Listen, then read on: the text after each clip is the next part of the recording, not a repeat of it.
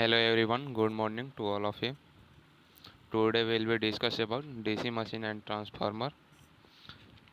देखिए DC machine and transformer क्या होता है।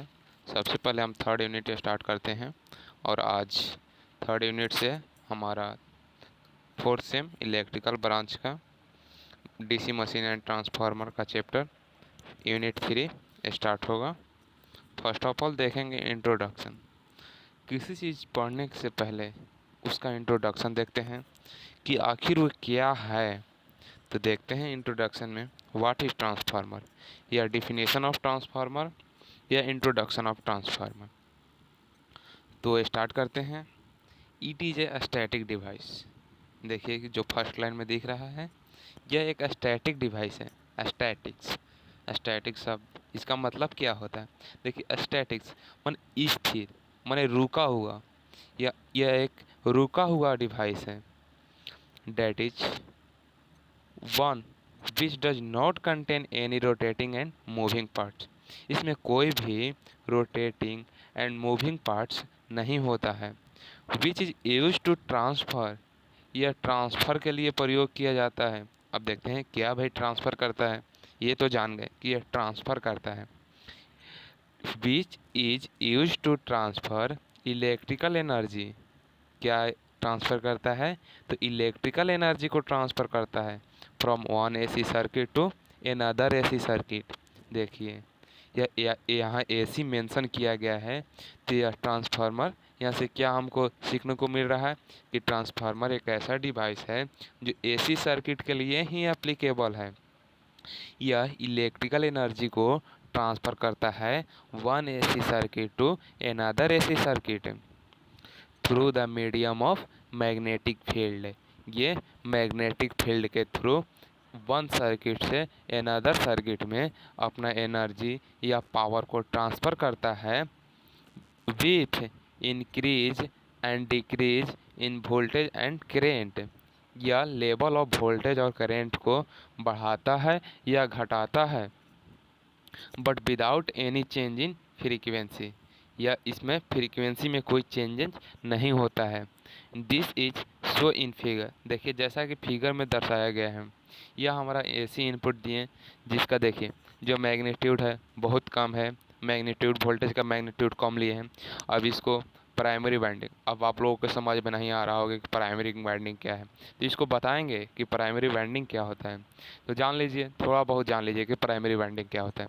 देखिए वाइंडिंग, वाइंडिंग मीन्स क्या, वाइंडिंग माने मोड़ा हुआ तार को जब मोड़ देते हैं तो उसको वाइंडिंग कहते हैं। इंडक्टर जैसा, इंडक्टर जैसा देखें, देखिए किसी भी कोर या हम एयर कोर भी लेकर उसको लेमिनेट एथी करते हैं, वाइंडिंग करते हैं, तो उसे वाइंडिंग कहते हैं। देखिए जिस वाइंडिंग को हम इनपुट से जोड़ेंगे उसे प्राइमरी वाइंडिंग कहेंगे और जो लोड से जोड़ेंगे उसको सेकेंडरी वाइंडिंग कहेंगे। तो देखिए जो हमारा V1 है उसको प्राइमरी वाइंडिंग पर हम लोग अप्लाई करते हैं, फिर ट्रांसफार्मर से होकर हमें आउटपुट प्राप्त होता है।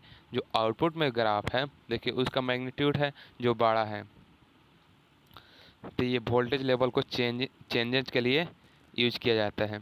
It's important to remember that, इसमें याद करने वाला चीज़ है that input to transformer and output from a transformer both are alternative quantity.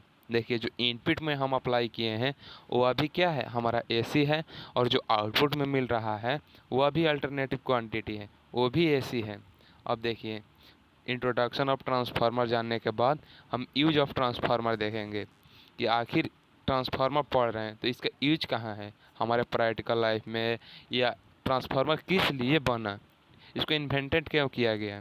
तो देखिए the electrical energy is generated at a transmit extremely high voltage. The voltage is to be then reduced to a lower value for a domestic and industrial use. देखिए इसका कहने का क्या मतलब है कि हम जो जो इलेक्ट्रिसिटी जनरेट करते हैं वह एक लिमिट 11 kV पर जनरेट करते हैं, बट हम जब ट्रांसमिट करते हैं तो उसको हाई वैल्यू पर ट्रांसमिट करते हैं।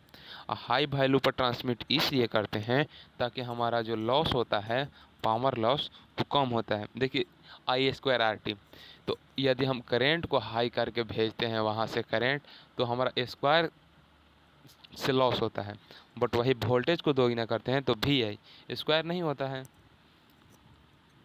This is done by using a transformer. It is possible to reduce the voltage level using a transformer. Then the transformer is called a step down transformer. देखिए अपने requirement के अनुसार according to consumer जितना आवश्यकता होता है उस voltage level को, यदि ट्रांसमिशन हम देखते हैं कि ट्रांसमिशन वोल्टेज कितना हाई होता है, बट हमारा डिस्ट्रीब्यूशन वोल्टेज जो होता है बहुत लो होता है। हमारा यहाँ जो इक्विपमेंट है लगा हुआ वो 240 वोल्ट पर चलता है, 230 वोल्ट पर चलता है, तो उसको 230 वोल्ट में बदलना तो हमारा फर्ज बनता है। तो आखिर कैसे बदलेंगे? तो यह ट्रांसफार्मर की मदद से ही बदल सकते हैं। नो द अदर हैंड, यदि दूसरे प्रकार से we can also use to transformer to increase the voltage level को इंक्रीज करने के लिए, जैसे ट्रांसमिशन लाइन में हाई वोल्टेज ट्रांसमिट करते हैं बट 11 के भी ही जनरेट करते हैं, तो उसको स्टेप अप किया जाता है।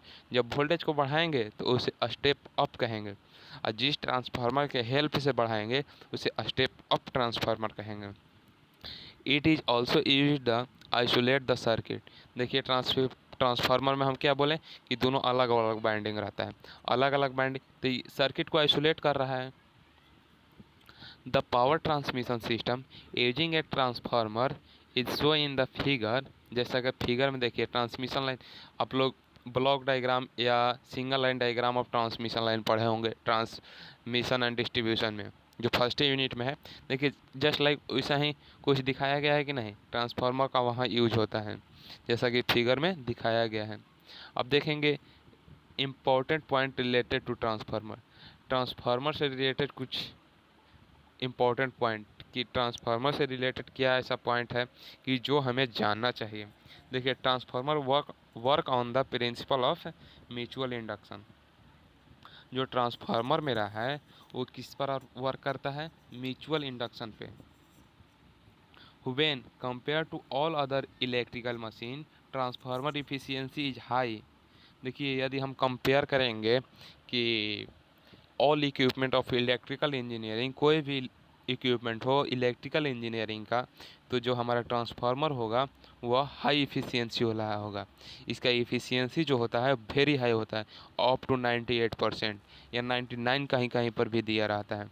Since the hot rotation loss are equal to 0। इसमें कोई भी हम जब डिफिनेशन पढ़ रहे थे तभी देखें कि इसमें कोई भी रोटेटिंग एंड मूविंग पार्ट्स नहीं होता है, तो वहाँ वाला लॉस क्या होगा? 0 होगा। In the transformer the winding which is connected to the source is called primary winding.